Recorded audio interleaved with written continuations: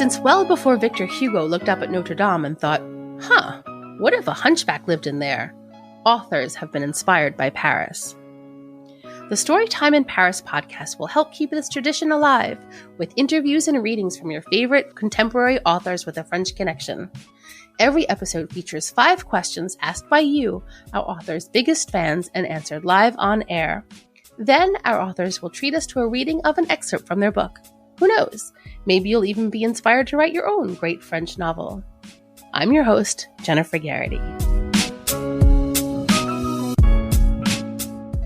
My guest today is Alyson Richman. Alyson is a USA Today and #1 internationally best-selling author of 7 historical novels, including The Velvet Hours, The Mask Carver's Son, and The Last Van Gogh.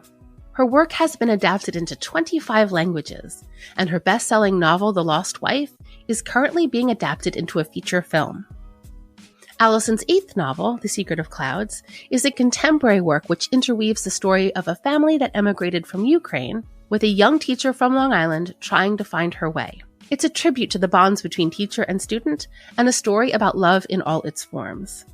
Please let me introduce Alyson Richman, author of The Secret of Clouds. Hello, Alyson. Thank you so much for joining me today. My pleasure. Thank you so much for inviting me. Absolutely. Can you start off by telling our audience a little bit about you and your work? Sure. So I am a historical novelist. I've been writing for the past 20 years. I've published 7 novels, and my books have been translated into 25 languages. And one of my novels, The Lost Wife, is in development to be a major motion picture. That's so exciting. Thank you. Can I ask how involved with you are in the process of making it into a film? Well, I am involved in the sense that I'm consulted for, all the decisions that are being made by the producers. The screenwriter and I have a very good relationship. He's done a lovely job with the script. They recently just attached a director, and we're hoping to see if, we can get a studio behind the film. So, it's wonderful.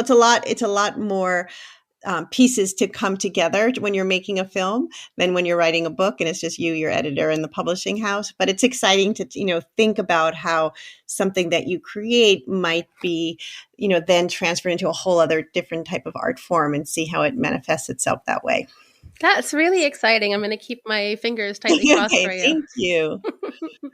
Can you tell us a little bit about your latest book, which is not historical fiction, The Secret of Clouds? Right. So I did have a bit of a departure with my most recent book, The Secret of Clouds. It is a contemporary novel that takes place on Long Island. It was inspired by a real life story of a friend of mine who is a teacher in a local school district who every year assigns to her class the assignment to write a letter to their 18-year-old self. So in the case of my friend, she teaches 3rd graders, and she passes around a piece of paper and an envelope, and she asks them to record, how they imagine themselves at 18, what their hopes and dreams are, where they think they'll be, and then to address the letter to themselves with a message on the back of the envelope that says, "A letter from the past with a message for the future." And she collects the letters and puts them in a manila folder in her basement with the date that those children will actually graduate high school 10 years later. And she holds on to those letters for that decade, mailing them back to the children as on the week that they graduate high school. And so when I heard about this incredible assignment that she did every year for the past 20 years, my first reaction was that I was sort of blown away by her dedication as a teacher, because here she was creating a assignment that didn't end that day, that week, or even that school year. It was something that really took 10 years in order to see it in its full completion.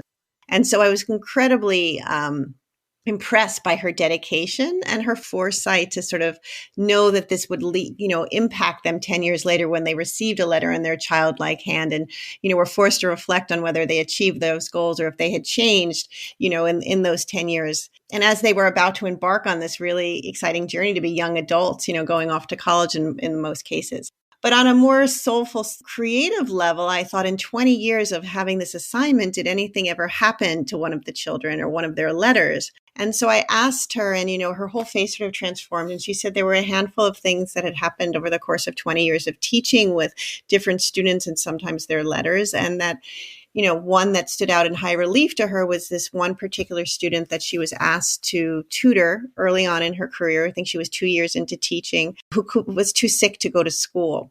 And so she tutored him after school at home in the English language arts, but she felt it was very important still to give him the same assignment that she gave the other students at class. So she, has him write the letter, and 10 years later, when those letters are mailed back to the children, something very poignant happens with his letter. Something that I don't want to give away the plot of the book, but that letter enables the reader to see sort of the full arc of this transformative friendship that a child, a student and a teacher has, and also the impact that it has on a family, a family who has a sick child. So for me, as soon as I heard that story, I imagined it as a novel because it had all those threads of, emotional connective tissue, that things that make you realize what's around you and the impact that teachers have on children every day, but also how children impact, teachers every day as well and help transform them. And although this book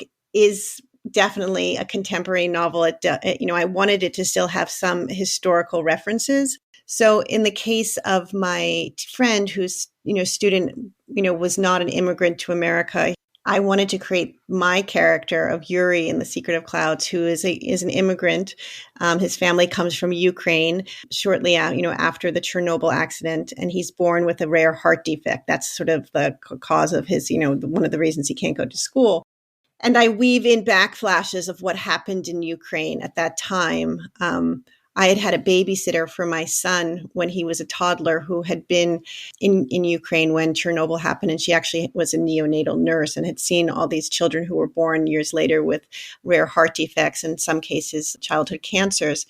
And she had said over tea one afternoon how it was so hard for her to reconcile how her government did not inform their population that this terrible accident had happened, and how they all thought that it was just this unseasonably warm weather, and how they were all sunbathing in the sunlight and they were bathing in the water that was unseasonably warm, and that they had no idea that years later it would have these terrible health effects.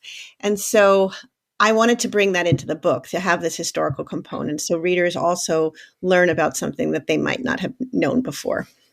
Yeah, excellent. And that the story of Yuri and the story of Katya and the time just after Chernobyl, it was very impactful. Just so you know, that was really just sort of figuring out along with them, maybe a little bit before them too, what was happening. Yeah, it added a whole other dimension to your book. Yeah. Can you tell me a little bit about your connection to France and maybe more specifically to Paris? Well, I absolutely adore France. My father is actually a quarter French, so that's also very nice. So I've always been drawn to the country and the beauty and the culture. I was an art history major in college as well. So, of course, Paris and France is filled with beautiful art and a long, rich history of artists. I'm trying to think, at least 3 novels which brought me to Paris for research. My first novel, The Mask Carver's Son, was about a Japanese artist in the turn of the century who wants to paint with the Impressionists and travels, to Paris to study with Raphael Collin, who was an academic painter at the time. And so I did a lot of research on not just the journey of Japanese artists who came to Paris when the Meiji period opened up in Japan for the first time, allowing their artists to come to study abroad, but also the impact of Orientalism in Paris with the Impressionists, how it worked both ways, how French Impressionists were impacted by Far Eastern culture, as well as artists in the Far East being impacted by French culture. So that was my first novel. My third novel, The Last Van Gogh, centers around the last 70 days of Vincent van Gogh's life, seen through the eyes of Dr. Gachet's daughter, Marguerite Gachet, which many people believe was Vincent's final muse before he took his own life. So I was able to go to Paris to look at, many of his, pieces of artwork that are on display at the Musée d'Orsay, and then traveling to Auvers-sur-Oise, where he spent his last days under the care of Dr. Gachet, which was wonderful. Vincent was originally buried there.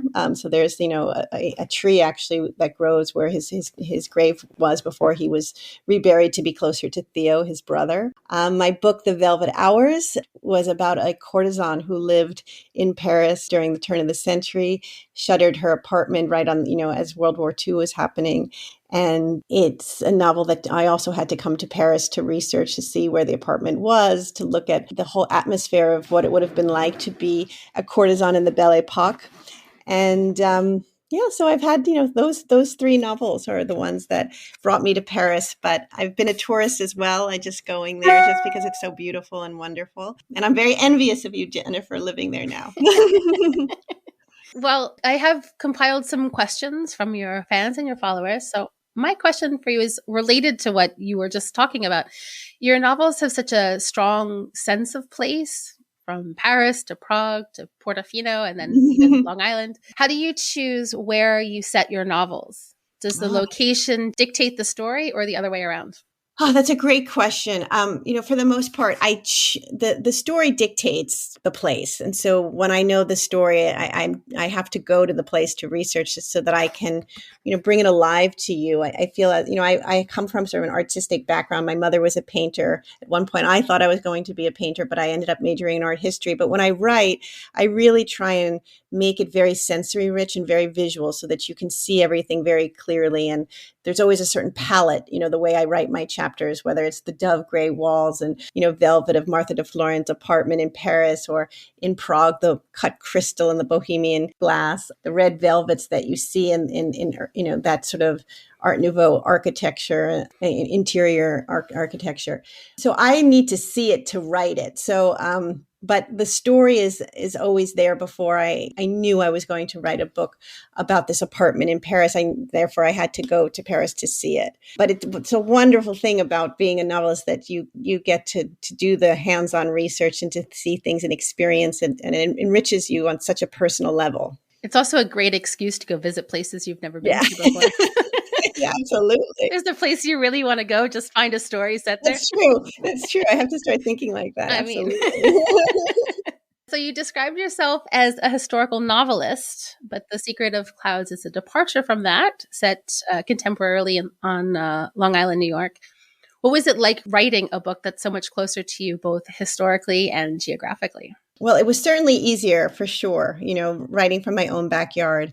And it also felt more personal because I grew up, basically a few miles from where this story takes place. So for me, it was a really wonderful opportunity to sort of, immortalize the way I saw my childhood or those places. Even in the course of writing this, things were changing. Like I mentioned, a place called Wick's Farm, where I had grown up always getting my pumpkins. And there was a big paper mache witch that had always been there, since I was born. And while I was writing The Secret of Clouds, the farm closed, and the witch was basically left to sort of live in a state of decay. So it's knowing that wasn't going to be there much longer was very bittersweet, and really propelled me to make sure that all the details were there for a sense of longevity, that they would be there someplace. So speaking again about your passion for historical fiction, these times in history, if you could live at any place at any time in history, where and when would it be? Oh, it's such a good question. I think I would like to live in Venice in the 1920s, maybe, so around the time Peggy Guggenheim probably was there, when a lot of expats were there, but it was still this very mysterious, evocative, beautiful city that emerges out of the water. Venice has a real soft spot for me, because it is this place that sort of defies reality in a way, that this city sort of emerges out of the lagoon. And I love the colors, and I love it in every season, especially November when the mist sort of merges with, the sky. And so I think, and I love the fashions of the 20s. So I'd like to be in Peggy Guggenheim's circle and there. You could pick something very specific. Yeah. A great answer. We'll be right back with Storytime in Paris after a word from our sponsors. And now, back to Storytime in Paris. So, turning now to The Secret of Clouds specifically, I think you may have answered this already, but did you know how the novel would end before you began? I did know because I did want to model it on my friend's experience and how it transformed her as a teacher. I knew how it was going to end, but the letter that Yuri writes is very personal to me because my friend said that Yuri's letter was very soulful and much more prescient than the average, 12-year-old. And it had a lot of philosophy to it, and so I wanted to make sure that it rang true from, the emotional authenticity of a 12-year-old.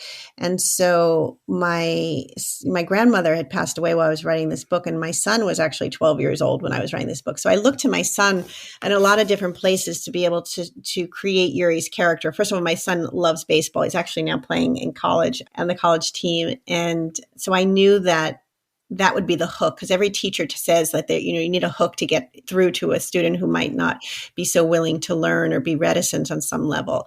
And so I knew baseball would be the hook between Maggie and Yuri. But when my grandmother died and I was forced to sort of explain death to my son, he kept on saying, I don't understand. How can we never see grandma again and everything? And he said, I just hope that every family has a family cloud, that one day I'm going to see her again and she'll be waiting for me. And so I wanted to put that sort of emotion of, a 12-year-old who, has these life challenges of how he sees the world, how he sees the afterlife, into his letter. And that was obviously not something, although the emotion of something prescient came from my friend and the reality of her story, the actual words of the letter were really taken from a much more personal level within my own family. Very interesting. You mentioned the Maggie using baseball to get to Yuri. She takes a lot of care in the books that she chooses for her students. How did you choose the books that Maggie chooses? Oh, that's such a great question. No one's ever asked me that before. I actually chose books that my children love the most. So like Number of the Stars is my daughter's favorite book. The Shoeless Joe is my son's. And so I was like led by children who were in real time, almost those characters, right? Like giving back to me as a writer to make sure that the characters were authentic. I mean, the same example of like when in the novel, Finn gives Yuri his trophy. I have a dear friend whose son had epilepsy and was going to be having a procedure done to sort of relieve the symptoms. It was actually brain surgery. And he was going in for the operation. And a few days before, they came to our house and the boys were upstairs playing. And I was downstairs with my friend, and my friend's son came down carrying one of, Zachary's baseball trophies. And my friend said, "What are you doing with one of his trophies? Put it back." And she said, "No, Zachary gave it to me."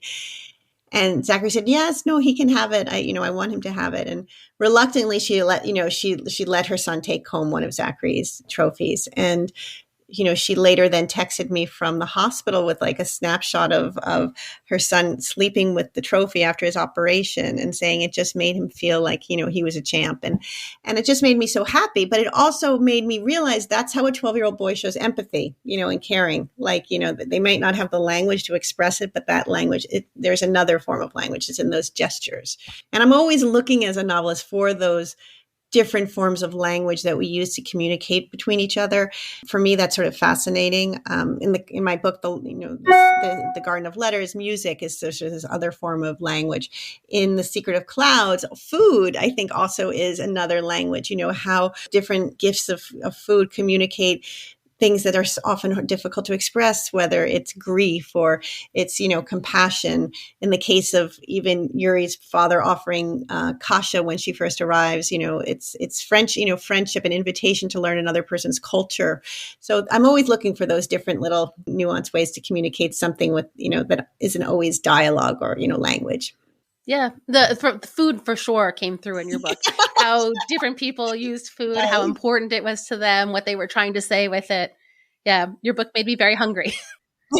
My friend, who inspired Maggie, my friend Christina, she's Italian American, and so the lasagna is very true to her. Like I will get a lasagna if I'm feeling down from her mother. These lemon ricotta cookies. It's just, and once I got a bag that had these cookies in it that said "food equals love," and so I really wanted to put that into the book. This sense of how food is this language of affection. Yeah. Well, speaking of Maggie and her mom, I think you're going to read a little excerpt of your book for us. Yes. Is there anything that we need to know contextually before we start? No, I think this excerpt sort of introduces you to how, Maggie and Yuri meet, and this sort of, it just shows the blossoming seeds of their relationship. Yeah, absolutely.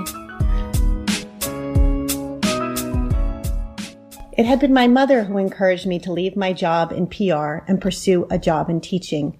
She took one look at me that spring after I'd been working nearly a year at Mellencamp Strategies and said, "Your eyes are looking dim, sweetheart. What happened to that sparkle I know so well?" "It's just not how I imagined it would be," I complained. "I thought I'd like the frenetic speed of things in the office, the excitement of trying to help package the latest account. But everyone is angry half the time and yelling at each other. I feel sick to my stomach every day, nervous my boss is going to scream at me because I didn't order enough bagels for the director's meeting, and I'm getting an ulcer over a job where I'm not even using my brain." My mother was quiet for a moment. "You're 23, honey. You know you're young enough to make a career change. One thing you never get back is your time." "But to what?" She knew the answer before I'd even asked the question. She had seen me dress up since I was a little girl and put my father's reading glasses on top of my head and use the easel in my basement as a makeshift blackboard. From the moment I first walked into kindergarten class, the classroom felt like my natural arena. I instinctively gravitated toward the desk closet to the teacher. I relished the proximity to this person who knew the answer to every one of my questions, and when they were talented, exuded an energy that radiated from every pore. Every day I put my books on the classroom windowsill and pretended it was my own bookshelf. When I was in elementary school, I imagined I was a teacher. I sat with my back straight and my eyes alert, and I could transport myself into her seat or see myself standing in front of the blackboard. "You can go back to school for your master's. Apply now and see if you can get in. It can't hurt, Maggie. You're a person who thrives on a real sense of purpose. That's why you're unhappy at your job." She gave a little tap on my forehead. "Your brain is being wasted," she said, "and so is your heart." I knew my mother was right. During my last year of college at Michigan, my friends were looking forward to their first jobs at banks or large corporations. Bill had accepted a job at a big insurance company that he had landed through one of his fraternity connections, and he couldn't wait to start. But I loathed the thought of leaving school. I lived for it. I loved its various cycles. There was always a chance to do something new and learn something different the following year with another set of professors. I didn't look back once I started teaching. I loved the energy it gave me, the electricity that began as soon as I entered the classroom. It was so much more rewarding than marketing a new brand of marshmallows or a toothpaste that whitened your smile. Teaching was about opening children's mind to infinite possibilities, to make them think and question the world around them. There were certainly some days that left me exhausted or irritated, but how many jobs could actually give you the opportunity to make an impact on a life? With teaching, I had finally found a sense of purpose. The following afternoon, after my last class was over, I prepared to meet Yuri. I opened up my big floppy bag and placed my notebook and folder in it. I had written up a handout for all my students that described much of what we would be doing that year. I couldn't wait to get the children working on their individual writer's notebooks. I was happy that in less than a half an hour, I'd have a better sense of Yuri and what our time together would be like. I had willed myself not to imagine how sick he might appear. I didn't want to impress my memories of Ellie onto Yuri. I glanced at the address Mr. Nelson had given to me and took a deep breath. The Krasny residence was only a 15-minute drive from the school, just past Marich's Road and not too far from the local farm where Bill and I had bought corn all summer. The house was small, nearly the same size as our rental, but the exterior paint was peeling, and it seemed to sag in a sigh of neglect. Outside, there was a brick pathway that followed from the curb to the door. Dandelions poked out from the spaces in the cement joints, and the grass was covered in patches of clover. I parked on the street and checked my face in the rearview mirror. I had been up since 6 a.m. that day, and my face clearly showed it. I wanted to make a good first impression, and a weary face surely wasn't the way to get a new student enthused about schoolwork. I fumbled in my bag for my mascara and lipstick and reapplied my makeup quickly. I reached over for my handbag, locked the car, and made my way toward the house, dandelions folding beneath my feet. We'll be right back with Storytime in Paris after a word from our sponsors. And now, back to Storytime in Paris. Thank you so much for that. What's next for you? What can we look forward to? I have a book that takes place in the Civil War in America, coming out in August, called The Thread Collectors. It was co-written with a friend of mine by the name of Shauna J. Edwards, who comes from Louisiana and has roots down south. And the book is about a Black Union officer, musician in the Civil War, and a Jewish musician, and this unexpected friendship that blooms between the two men, with also a backstory of their two beloveds back home on how they get their men back safely from the front. Wow. You said that's coming out in the spring? August 30th. And all The Thread Collectors, yes. Okay, I'm going to look for that. I hope you enjoy it. So where can people find you? How can they keep up to date with what's going on in your world? Oh, well, you can reach me in a couple places. I'm at Instagram at Alyson, Alyson, Richman, Richman. And I also have a Facebook page, Alyson Richman Author. So you can look me there, and hopefully you can find my books at, your local independent bookstore, and also on all the online retailers. Absolutely. And we'll include links for everything in our show notes too. Thank you, Jennifer. Thank you so much, Alyson. It's been such a pleasure speaking with you. You too. Thank you for doing this, and good luck with your future podcast. Thank you so much. Okay, take care. Enjoy Paris for me. I will do my best. I hope you enjoyed this week's edition of Storytime in Paris. Thank you again to Alyson Richman for joining me today. You can visit her website, Alyson Richman, ALYSONRICHMAN.com for more information.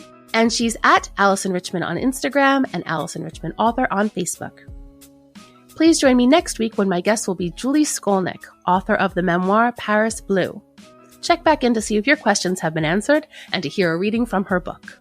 Don't forget to subscribe to Storytime in Paris on Apple Podcasts, YouTube, or wherever it is you get your podcasts so you never miss an episode. You can find the full Storytime in Paris playlist on parisundergroundradio.com/Storytime in Paris, and follow us on Facebook and Instagram at Paris Underground Radio. My name is Jennifer Garrity. Storytime in Paris is produced by me for the Paris Underground Radio Podcast Network. For more on this show and to discover more great podcasts, please visit parisundergroundradio.com. Thank you and happy listening.